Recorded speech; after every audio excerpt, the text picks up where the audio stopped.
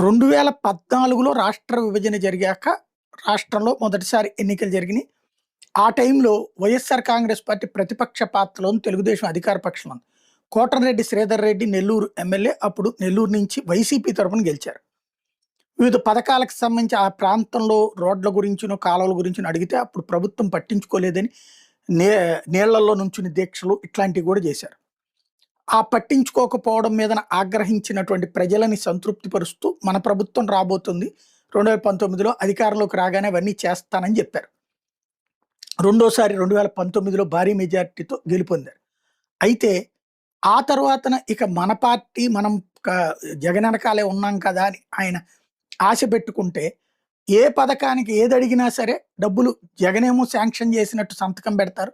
కానీ ఆ డబ్బులు రావు.